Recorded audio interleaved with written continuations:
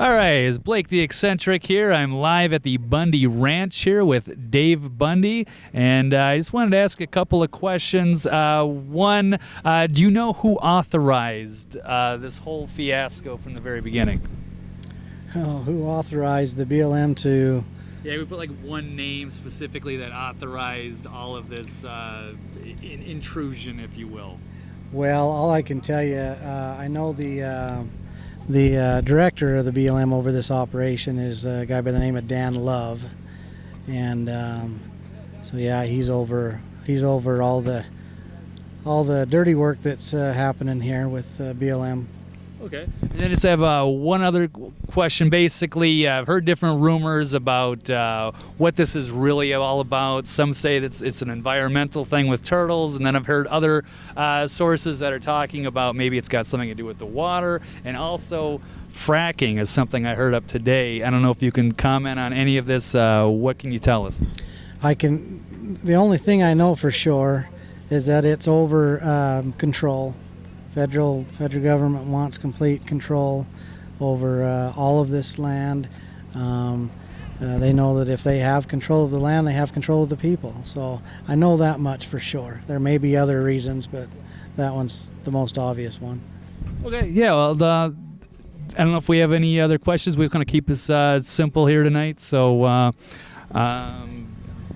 maybe, let's have a quick one. I'm gonna hand the mic over to Brian Engelman here. Thank you, Blake. So, can you explain your relation to the family and how long you've been here, just so people have a background of where you're coming from? Yeah, I'm the son of Cliven Bundy. I grew up here on the Riverside Ranch all my life, and I'm currently a professional pilot. But still very involved with the ranch and the farm. And there are some people that are wondering, your family's been here, I believe, do I have the year right, 1870? Am I correct? 1877. 77. Yeah, 137 years. And our rights were developed 137 years ago through preemption. And through beneficial use of this land, of the forage, of the water. And that's where our rights were developed. It needs to be understood that our rights did not come from the federal government. They did not come from the BLM. They came through preemptive rights through beneficial use of this land. And when your family had this back in 1877, moving forward, Nevada wasn't even recognized officially as a state, correct? Oh, let's see. When did Nevada? I think it was 1864? When Nevada was? No, it wasn't. It was. Anyway. No. Here, we'll edit that one out. Hey, you're gonna have to edit that. You know what? It's been a long day, and I don't mean to put you on. This isn't Jeopardy, because I actually don't know myself, but we know that the Bureau of because we're gonna edit that out. So the Bureau of Land Management is a relatively new organization. They certainly weren't around in 1877 when your family took possession of this land, correct? Yeah, that is correct. And when they were developed, they were developed as just a land a manager, mainly for the rancher. The rancher paid them a fee, a grazing fee, that went into, it was a fund that went towards fencing and range improvements, maybe water lines, water troughs, those sort of things. And it's just ironic, I don't even know if it's the right word, but it's amazing that what they've evolved to today. They were partners with the ranchers in around the 1950s, I believe, and now today they're armed military bureaucracy, assuming full unlimited power. Well, and that's a problem with big government. It sometimes starts off in a small area, small idea of, hey, we want to help these local people out. And the more that you feed the beast, the more that it grows, it turns into a monster that you can't control. And that's why I'm personally for limited government myself. But, you know, we have some people out there asking questions about, are the cattle being taken and slaughtered? Can you tell us how many cattle have been taken, out of how many? And do you know, are they just being killed, or are they being left out there without food and water? Regarding the animals themselves, hello, PETA. Where are you, PETA? Can you speak to that? Yeah, there's been, we don't know the exact number of cattle that's been stolen. We think the number's around 280, 300, and we're looking at around 600 total. So about half is missing or unaccounted for at this point. Yeah, roughly. Most of them are being held at their base location in Toquap, just off I-15 between Mesquite and Logandale, Nevada. And whenever you round up cattle with a helicopter, there's a bunch of baby calves that are on the ground right now. And whenever you run these cattle with a helicopter, they're not like wild horses. They just can't handle that much abuse and being run that hard and for that long. I'm sure there's many that have died. I'm sure there's been many baby calves that have been left behind and are going to die because they don't have their mothers. We know that's pretty sure. We're sure of that. There's been some other presumptions. We've got reports that in the area that they were gathering, we got some reports there were some gunshots. Around that same time, we seen big balls of smoke, like they were burning something, and they had backhoes and other equipment that they had transported up to the mountain. And so we're not 100% sure what was going on there, but to us, it's a big possibility they were digging holes, shooting these cattle, burning them, and burying them, so they don't have a lot of evidence of decomposition. And then there, other things. Another thing, you talk of PETA.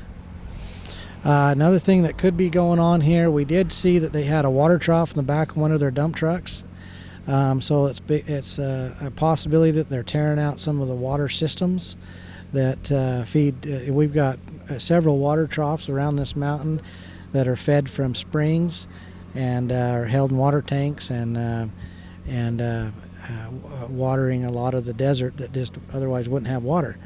And what happens in those water locations is the habitat developed there.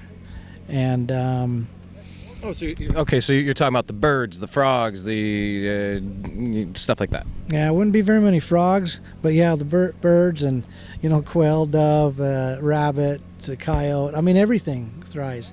Those waters have created a habitat for those animals, and this is what a lot of Clark County, a lot of residents forget. They think the cattle is destroying this land. No, the cattle does nothing but help this land, promote this land to thrive. And the rancher provides water, develops the water and distributes it along this dry desert, and provides habitat for all this wildlife. And if that stuff is being destroyed, the water's being destroyed, then that habitat's also going to suffer. So it's essentially the cows are mowing the grass for free, adding manure for free, and building entire wildlife sanctuaries for, well, let's just face it, putting an oasis in the middle of a barren wasteland. So your message directly to PETA then, talking about that, would be? Well, if there's no water where there was water that created a habitat, those animals are going to be suffering. So yeah, I guess that'd be my message to PETA. But I want the public to understand that how much good we do as ranchers to the environment.